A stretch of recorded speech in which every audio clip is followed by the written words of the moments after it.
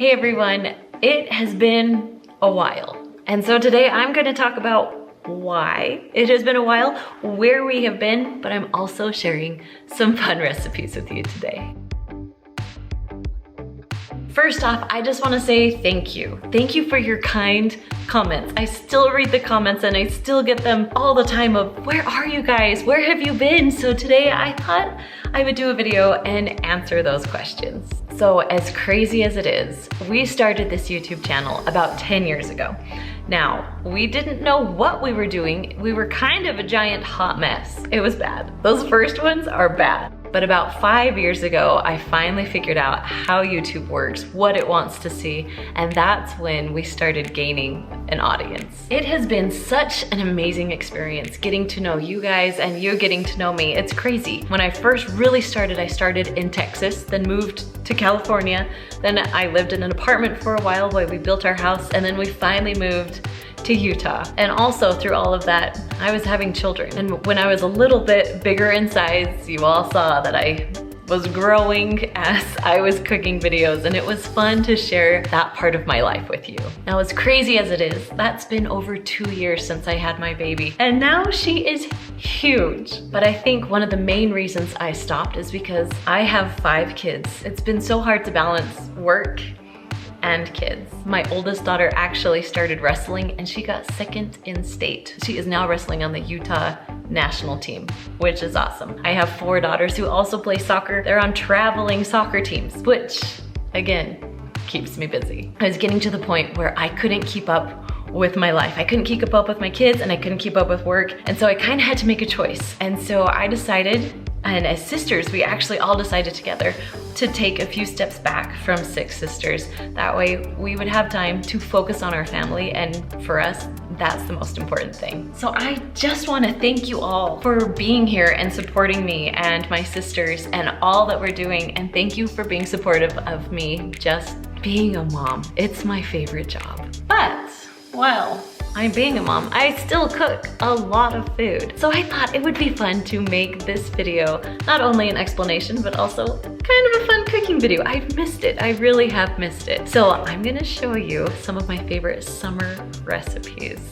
So if you guys are okay with it, stick around, cook with me a little bit, let's have some fun. So the first recipe I'm making is my mom's 7-Up grilled chicken. We had this growing up. It was my favorite, and so I thought I would make it for you guys. So first I'm gonna make the marinade and then let it sit in there for a few hours while we cook everything else. All right, so I usually take a 9x13 container, and that's where I put the chicken and the marinade. Now I have, what, 4 or 5 chicken breasts here. Some of them are nice and skinny. That's what I like to see. We can just throw it right in there. But these big boys, some of them are big, so we're going to carefully, I just like to split mine right in half so we can have nice skinny chicken breasts so they can marinate nicely and also cook nicely. All right. Chicken is done. We are ready to go. We're gonna do 1 12-ounce can of Sprite. Pour that right in. Next, we have ½ a cup of soy sauce, 1/4 cup of vegetable oil. We're gonna eyeball that there. And then horseradish sauce. This is the secret. This is the best. You just want about 1, well, it calls for a ½ teaspoon, but I like to do a little bit more because I think it's delicious. We just mix that around just a little bit, and then you're done. Now the secret is my mom would marinate this 24 hours.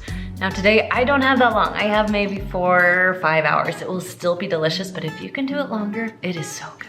So the next recipe I'm making for you is the dessert because it's gotta sit for a little bit. So I'm making my no-bake Eclair cake. All right, we're gonna start with a bowl. So you're supposed to have 2 small boxes that are 3.4 ounces each, but I only have a big one today. So we're just gonna do 1 big one. It's gonna change the recipe a little bit, but don't worry, the link is down below in the description for you. From here, I'm gonna add 3 cups of milk.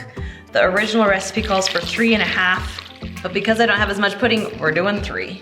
Go ahead and whisk this together, and then we're gonna put it right into the fridge to set up for a few minutes. It will set up pretty quickly, which is nice. All right, now while that's setting up, I'm gonna get everything else ready. So I've got my 9x13 pan. Then to the bottom of our 9x13, we're going to add our graham crackers. Just gonna layer these right on the bottom. Now the first layer, they go pretty evenly. Like you can get 6 across pretty nicely. And then we're going to do just a little bit just to fill in the gaps, if you can see right there. Okay, we're gonna set these aside. Whoop. And then grab our pudding. It's all, well, it's pretty set up, enough set up that it will be just fine. So now we're gonna grab our Cool Whip and we're just gonna add that right in. This is like one of my favorite treats in the summer. It just, it's so good. It's so good. I'm gonna fold it first and then we'll whisk it with the whisk, but it's easier to fold in first. Once it's all whisked and beautiful, it's time to start layering it up. Okay, so we're gonna use about half of the pudding. Now I, of course, I'm gonna eyeball this because that's how I do all things. The first layer over the graham crackers you wanna gently put on, then it will be easier to spread around. All right, next we're gonna just add more layers of graham cracker. The best part about this is that the graham crackers get soggy and man, they taste so good. Now that the pan, it's not straight up and down, it kind of goes wide, and so you have a little more space. So see how I have some extra space just right there? Then I'm gonna take my graham cracker and just squeeze it in. We wanna make sure that there's graham crackers around all the edges. And I always break them up just to make them fit a little bit better. Okay, there we go. Okay, now we're gonna add the rest of the pudding on. This one's easier because your graham crackers are not moving. They are soaked in that pudding. Oh, this one is gonna be a little thicker, but you know what? It's okay. Really, everyone's gonna eat it. It doesn't matter that much. Now, my mom, when she makes this, she is a perfectionist. And so she'll always like wipe the sides down so you can make sure that you see all the layers. All right, this is our last layer of graham crackers. I'm gonna kind of like rip off a little bit of a side because my pan is rounded. And so it fits better if I don't have a point because my pan isn't pointed.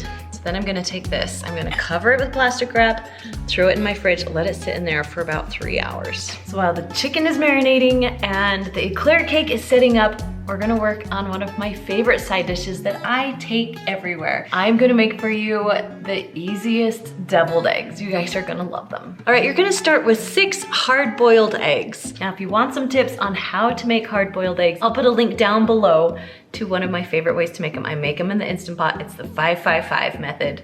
It's the best. That's how I made these. Now, once you have all your eggs peeled, we're just gonna cut them directly in half. Perfect. Then we're gonna take out the yolk and put it in a separate little bowl. We're just gonna throw it in. There we go, very carefully.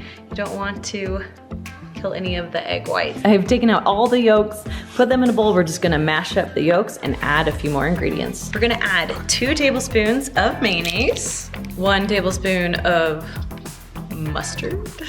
We have some salt and pepper to taste. Then we have 2 tablespoons of relish. I love dill relish, but if you want sweet, that's fine too. We do heaping tablespoons here because I love the relish in it. Then we're just gonna grab a fork and mix this all together. Now my secret to filling the eggs is using a plastic bag. We're gonna use it like we're piping frosting, but we're gonna just pipe the eggs. It just makes your life so much easier. Then I'm just gonna cut a corner. I just take one and I fill it just a little bit. It doesn't have to be perfect, but it sure is a lot easier than trying to scoop it all in. Then when they're all done, I just take a little bit of paprika and sprinkle it on top, just to give it a little bit of color. Ooh, that one was a lot, but I love paprika. I'll eat that one. All right, there you have it. The best deviled egg. Let's taste. So good. All right, the Eclair cake is looking so good. Now it's time for my frosting. I'm gonna put a link down below for my favorite frosting recipe. That one is so good. It's from my mom's marshmallow brownies.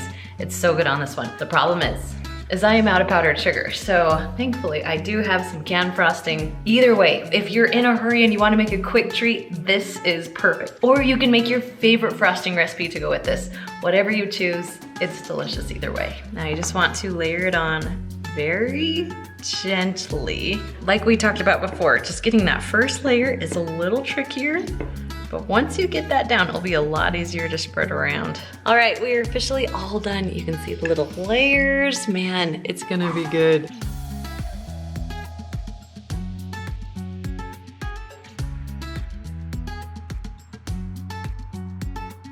So this is just kind of our quick summer dinner. So I always have fresh fruit. I love a good Costco salad. We got our grilled chicken, we got our deviled eggs, and then of course we can't wait to dig into the dessert. Well guys, thank you so much for joining me today. Now if you want more easy, simple recipes like these ones, you can find more just right up there. All right everyone, see you later.